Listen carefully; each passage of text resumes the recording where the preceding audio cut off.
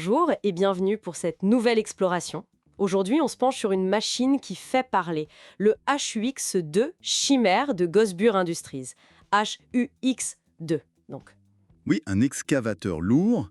Et pour le décortiquer, on a pas mal de choses, hein. La fiche technique officielle, bien sûr, le discours de Gosbur Industries, l'entreprise, hein, pas le fondateur Gosbur Nimbur, qu'on surnomme Gosbur. Ah oui, important de ne pas confondre. Voilà. Et on a aussi le retour d'un pilote, et puis quelques infos, des bruits de couloir sur son développement. L'idée, c'est vraiment de comprendre ce qu'est cette chimère. Alors, commençons par ça justement, le développement. Gosbur Industries sortait d'un énorme succès avec l'ARX1 Basilisk. C'est ça?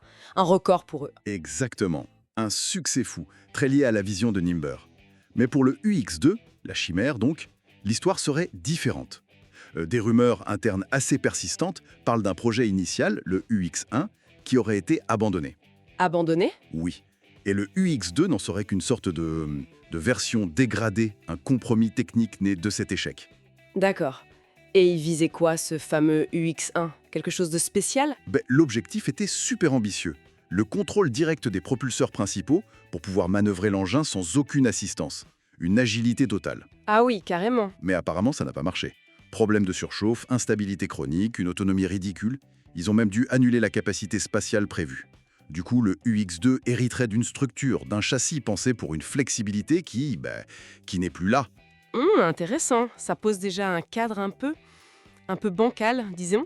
Bon, voyons la fiche technique alors. Qu'est-ce qu'elle dit officiellement sur ce HUX2? Alors c'est classé Heavy Utility Excavator. Donc, excavateur utilitaire lourd. Fonction principale, forage intensif et terraformation rapide. En gros, creuser et déplacer des volumes énormes de matière. Et niveau poids, capacité? Plus de 62 tonnes à vide. La charge recommandée va de 25 à 90 tonnes, mais il peut tolérer jusqu'à 110 tonnes apparemment. Et un volume de stockage d'environ 96 000 litres. Équipé de 2 grosses foreuses à l'avant. Ok. Et la propulsion? C'est là que ça devient intéressant par rapport aux rumeurs. Tout à fait. On a 4 propulseurs principaux très lourds qui fournissent la poussée verticale. Environ 21,6 méganewtons. C'est énorme, mais c'est uniquement pour soulever l'engin et sa charge. Uniquement vertical. Oui, et c'est le point clé.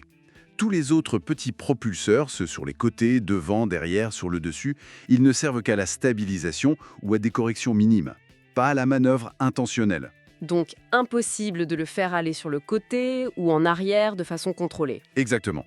La fiche technique le dit très clairement. Vol latéral ou inversé, fortement déconseillé.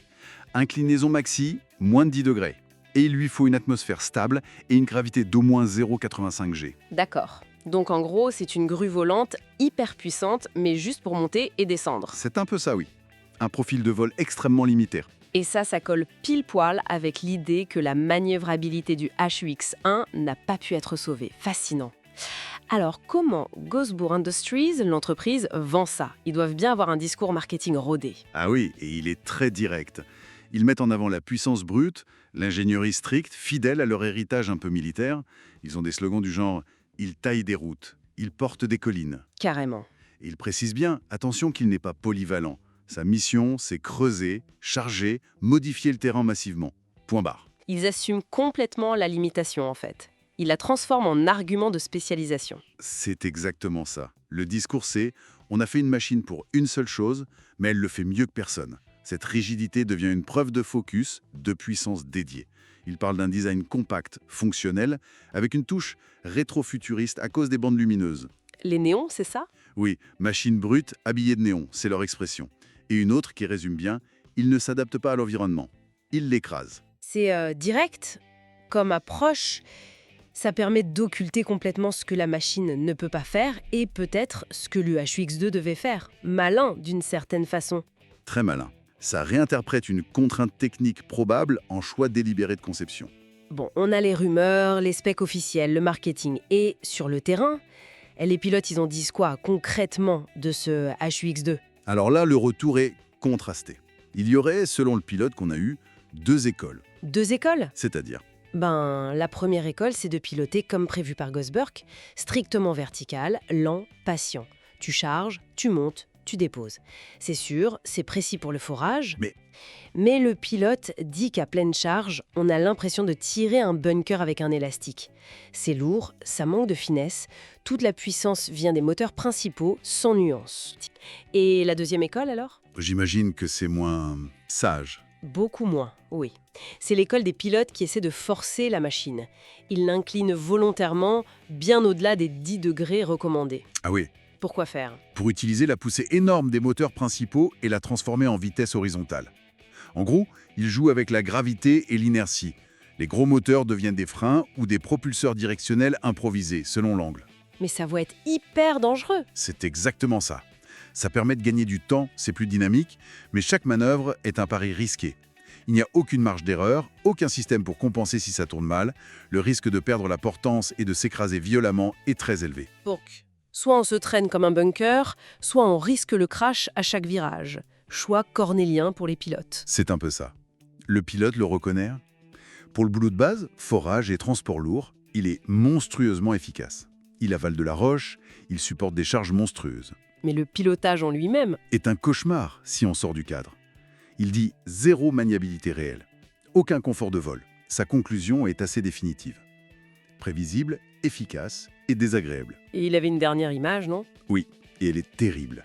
Le chimère, c'est ce qui se passe quand on donne des rétrofusées à un rocher. Ouch ! Ça résume bien le décalage entre la puissance brute et le manque total de finesse ou d'agilité. Tout se recoupe en fait.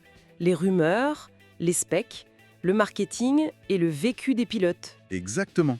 On a l'image d'une machine née d'un compromis, vendue comme un outil ultra spécialisé et ressentie comme brutalement efficace, mais aussi incroyablement contraignante et même dangereuse hors des clous.